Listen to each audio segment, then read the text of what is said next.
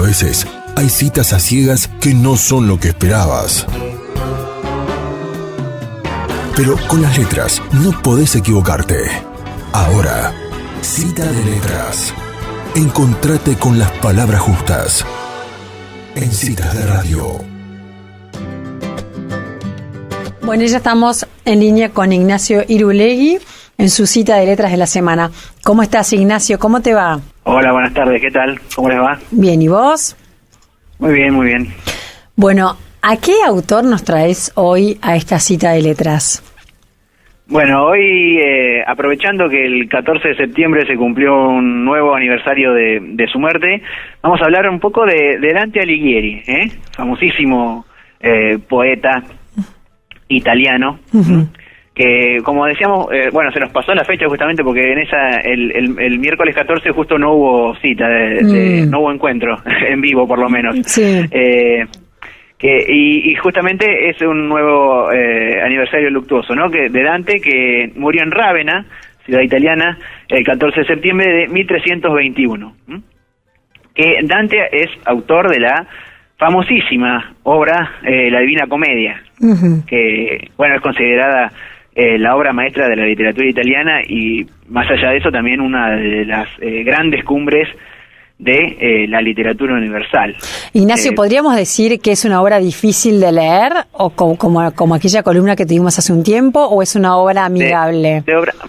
Bueno, lo que pasa es que tiene varias aristas, ¿no? Vamos a hablar un poquito más adelante de eso. Dale. Y justamente vamos a tratar voy a reproducir una pequeña recomendación de Borges también para la lectura de la Divina genial. Comedia. Sí, decíamos que, bueno, es una de las grandes cumbres de la literatura universal, y Dante podría ser considerado, digamos, para ponerlo en dimensión, el Shakespeare italiano, ¿no? O el Goethe italiano, ¿no? Digamos que como que cada país tiene sus grandes representantes también.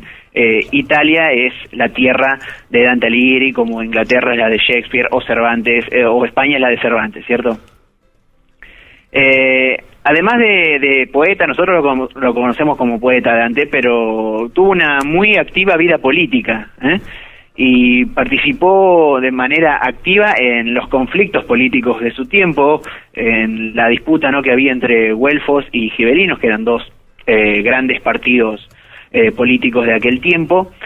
Lo que llevó a Dante más tarde al exilio, ¿no? Al exilio fuera de su ciudad natal, que era Florencia.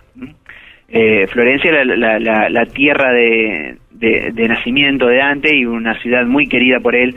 Y bueno, este exilio también lo marcó fuertemente y se va a ver reflejado de alguna manera también en sus obras, especialmente en la Divina Comedia. Ya entrando en lo que podemos llamar la musa de Dante, porque conocemos a Dante y también conocemos, a ver, ¿quién es la musa de Dante? ¿Saben? No. ¿No? Beatriz, ¿no? Beatriz Portinari, ¿sí? A los 9 años de edad se dice que Dante conoció a Beatriz, justamente Beatriz Portinari, que era una nena en su momento también, como él, y de quien se enamoró a primera vista, ¿no? Incluso cuando jamás hablaron. Beatriz se iba a convertir, a través de la idealización justamente romántica del poeta, en la musa de Dante. Mirá. Que expresa, bueno, su devoción por Beatriz en la Vita Nuova, que es una colección de sonetos y capítulos en prosa, donde muestra, ¿no?, el amor platónico por Beatriz y la idea del amor cortés, ¿no?, del amor, de esa fascinación romántica que nunca llega a nada más que eso, ¿no?, queda en una instancia así de idealización, justamente. ¿Sí? Y bueno, cuya figura va también a reaparecer en la Divina Comedia. Beatriz es un personaje, digamos, cuya existencia incluso ha sido puesta en duda, No sabemos si hubo una Beatriz real. Se supone que sí, pero hay algunos comentadores que aventuran que Dante incluso pudo haber llegado a imaginársela. Y bueno, reaparece también, como dijimos, en la Divina Comedia, que es la gran obra dantesca, que es una epopeya alegórica que narra el viaje místico de Dante por los 3 reinos ultraterrenos de la religión católica: el infierno, el purgatorio y el paraíso, en lo que es la búsqueda, ¿no?, de la virtud cristiana. Una característica que tiene esta obra es que, bueno, más allá de toda su perfección formal y estructural, es que fue escrita en dialecto toscano, ¿sí? Lo que suponía una novedad para la época en la que escribía Dante, porque en aquella época la lengua oficial Latín. o la lengua culta, por así decir, era el latín, obviamente. Claro. Dante cambia esto y escribe en dialecto toscano, que es una lengua más popular, por así decir. Claro, era como fue como una modernidad para ¿no? Sí, sí. Una democratización un poco también de su escrito. Sí, de hecho, bueno, el dialecto toscano es que va a servir de base para la conformación a posteriori del italiano tal como lo conocemos hoy en día, ¿no? Así que Dante es también uno de los primeros poetas íntimamente italianos, justamente. Y la imaginación dantesca marcó el modo en que entendemos, ¿no?, cómo sería un posible infierno, un posible purgatorio y un posible cielo. El diseño ficcional de esos tres espacios, digamos, es tan cautivante, la imaginería, ¿no?, las imágenes son tan potentes que es difícil quizá imaginarlos de otra manera. Sí, de otra manera. Dante lo imaginó tan bien por nosotros que lo hemos adoptado de esa manera. Cuando imaginamos un infierno, ¿no?, esta serie de escalonada de círculos que van estrechándose poco a poco hasta llegar al centro, el espacio concéntrico donde estaría Lucifer y todas estas cuestiones, Dante lo imaginó también, decíamos, que es difícil para nosotros desarraigarnos de esas ideas. Y bueno, desde luego la comedia ha influido, bueno, esto no lo dijimos, pero ¿por qué se llama Divina Comedia? Comedia no es porque sea una obra divertida, sino porque no tenía un final triste, ¿no? Es decir, tenía un final feliz. Antiguamente la comedia se distinguía de la tragedia justamente porque no tenía un final trágico, un mal final. La Divina Comedia termina bien. Dante alcanza esa iluminación que quería alcanzar justamente al principio del poema, que es cuando se encuentra, en realidad dice, se encontraba en una senda oscura a la mitad de su vida, como que había perdido la senda, la recta senda, ¿no? El camino de la virtud cristiana, como habíamos dicho. Y la influencia ha sido enorme, ¿no? De la literatura, por supuesto, pero también en las artes plásticas, ¿sí? Muchísimos artistas se han dedicado a representar o a tratar de representar esos espacios que Dante, como habíamos dicho, imaginó también.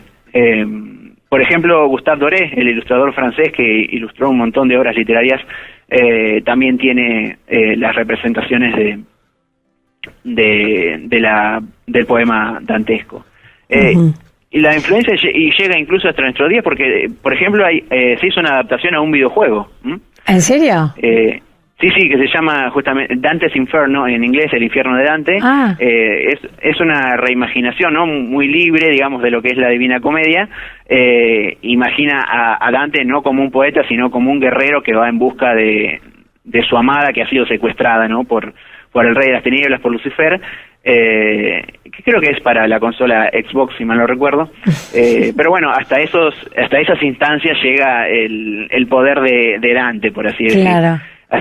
Hasta medios en que quizás era un poco inesperado que hubiera una adaptación, ¿no?, literaria. Bueno, y como habíamos... Sí, ¿es muy larga? ¿Es una obra muy larga? ¿Cuántas páginas? Es una obra larga. Lo que pasa que también, como está escrita en verso, claro, si la traducción respeta el verso, digamos, no es quizás tan abundante, ¿sí?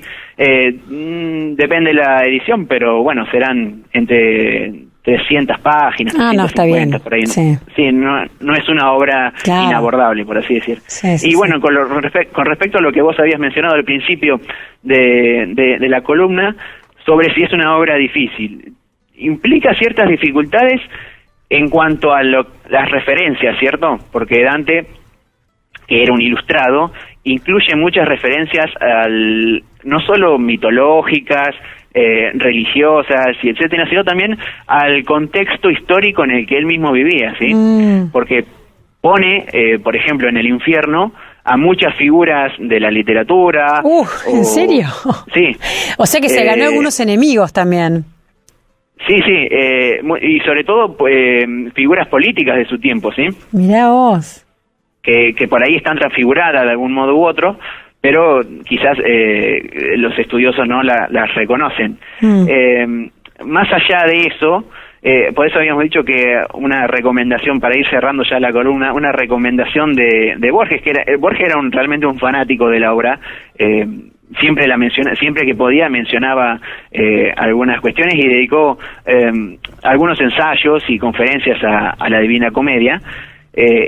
Borges tiene un libro que se llama 7 noches, son 7 conferencias que dio justamente a lo largo de 7 noches. Dijo que nadie tiene derecho a privarse de esa felicidad que es la Divina Comedia, ¿no? Mirá vos, o sea, como que ninguno de nosotros tiene el derecho a no leerla, es decir, que claro, es casi una obligación. Es casi un deber, sí. Sí, dice esa felicidad, es decir, no podemos renunciar a la felicidad de ese texto. Y dice Borges, lo mejor es leerla de modo ingenuo, por lo menos en una primera lectura, ¿sí? Él dice, hay que olvidar a los güelfos y los gibelinos, a la escolástica, claro, que tiene influencia, digamos, en lo que es la imaginación religiosa de todas las cuestiones que Dante aborda, las alusiones mitológicas, todo eso, dice Borges, hay que olvidarlo, ¿no? Hay que atenerse al relato, atenerse a lo que Dante nos cuenta. Después, más tarde, si tenemos, dice Borges, si tenemos suerte, la comedia se va a quedar para siempre con nosotros. Entonces, más tarde van a venir los comentarios y el estudio minucioso de todas las alegorías y figuras que aparecen ahí. Pero en primera instancia, lo mejor sería atenernos a esa lectura ingenua, a esa lectura inocente por primera vez que nos va a cautivar, dice Borges. Qué bueno, Ignacio. Bueno, otro libro más para poner en la lista de libros pendientes que uno no puede dejar de leer. Sí, exactamente. Buenísimo, buenísimo. Muchísimas gracias, No, por favor. Nos encontramos nuevamente la semana que viene. Saludos. Chau, chau. Bueno, ahí escuchabas a Ignacio Irulegui, que nos traía una interesantísima semblanza de Dante Alighieri y su obra emblemática, La Divina Comedia.